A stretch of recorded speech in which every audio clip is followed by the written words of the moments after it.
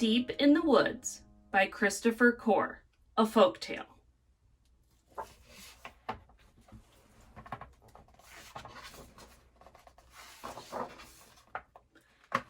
Deep in the woods was a little wooden house. It was painted bright white, with 9 neat windows and a red front door.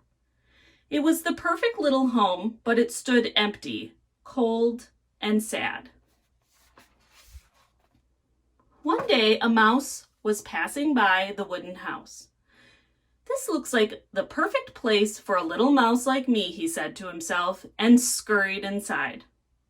He swept the floors and washed the windows and mopped and wiped and scoured until everything was squeaky clean.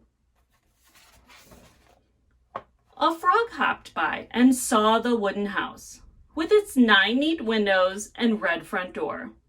"This looks like the perfect home," he said, and went to see if anyone was in. "Have you got room for a handsome frog like me?" he asked. And the mouse welcomed him inside to live in the wooden house together. A rabbit bounded by the little wooden house with its 9 neat windows and red front door. She thought it looked like the perfect home, and so she knocked on the door. "Have you got room for a pretty rabbit like me?" she asked. And the mouse and the frog welcomed her inside to live in the wooden house together. A beaver bustled past the little wooden house with its 9 neat windows and its red front door. And so did a fox, and a rooster, and a deer, and a red squirrel. "Have you got room for a merry band like us?" they asked. And the mouse and the frog and the rabbit welcomed them inside to live in the wooden house together. An owl sitting in a tree could see all the animals living together in the little wooden house with its 9 neat windows and its red front door. He flew down and knocked on the door with his beak. And so did 2 magpies and a woodpecker. "Have you got room for some feathered friends like us?" they asked, and squeezed inside to live with the mouse and the frog and the rabbit and the beaver and the fox and the rooster and the deer and the squirrel.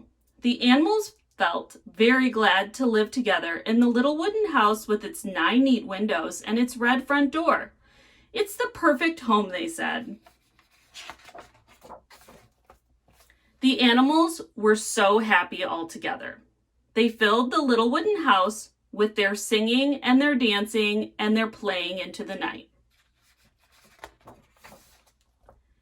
The animals' music floated through the woods and tickled the ears of a big brown bear. He followed the sound until he found the little wooden house. Through each of the 9 neat windows, he could see a different creature. Each one was as happy as could be. The bear knocked on the red front door. "Have you got room for a great big bear like me?" he asked. The music stopped. The dancing ended. The mouse and the frog and the rabbit and the beaver and the fox and the rooster and the deer and the squirrel and the owl and the 2 magpies and the woodpecker all came out of the house to meet the bear. They looked at each other and shook their heads. "No," they answered unhappily. "There isn't room for a big bear in this little wooden house."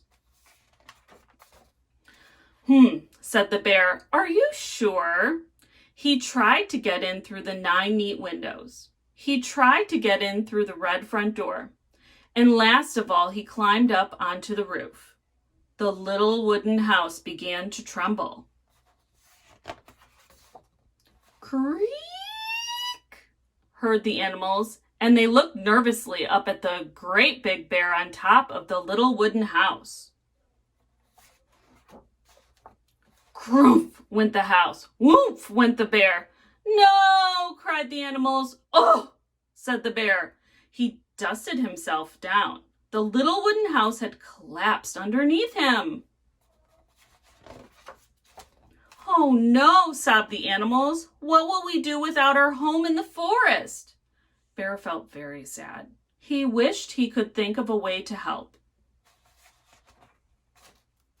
And then the bear had an idea. He chopped down trees and trimmed the branches, and hammered and lifted and banged. The other animals joined in too. They worked and worked until they had built a house that was big enough for everyone. It was the perfect home for a mouse and a frog and a rabbit and a beaver and a fox and a rooster and a deer and a squirrel and an owl and 2 magpies and a woodpecker and a bear. It even had 9 neat windows and a red front door. The only thing left to do now was celebrate.